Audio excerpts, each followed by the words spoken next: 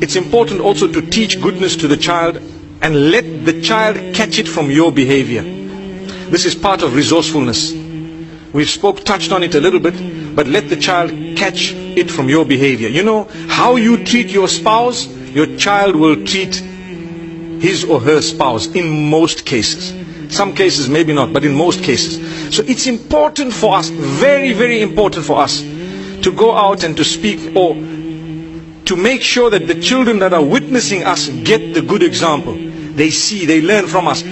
Go out of your way to address your spouse with respect, to utter words of goodness, words of love. Address with respect, you know.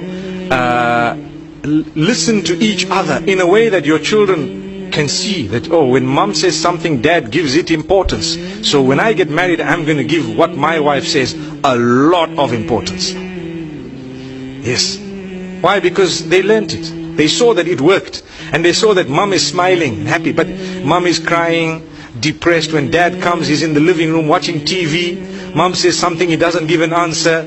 Then he starts screaming and yelling. Then he goes and complains to his friends on the phone. And he does this and so on. Children are watching. Believe me, they think that when you get married, well, she's just a worker.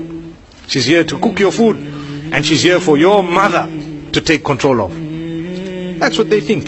Really. In a lot of homes, mothers take control of wives, of their children. So if I get married and my mother takes control of who I'm married to, is that why you were married? Well, if that's the trend we're set, then obviously it's the wrong thing, it's the wrong trend. We should have a good relation, but it must not be that. And we need to have a habit. I have a habit. I explain to my mom how much I love her. And I tell her, look mom, this is a line. Here's a beautiful line. Please don't cross it. There you are. I love you so much. Nobody can take your place. But here's a line you don't cross, my beloved mom. These are my wives. You want to say something? Tell it to me. I'll tell them. I can say it in a better way. It happens. It works. And sometimes when there may be a misunderstanding, and misunderstandings do happen, we have to take control. And the children are watching us. They know what's happening. They can see. So dad comes in, you have to be a powerful figure with love, But you have to be someone who cannot be trampled over. Affection.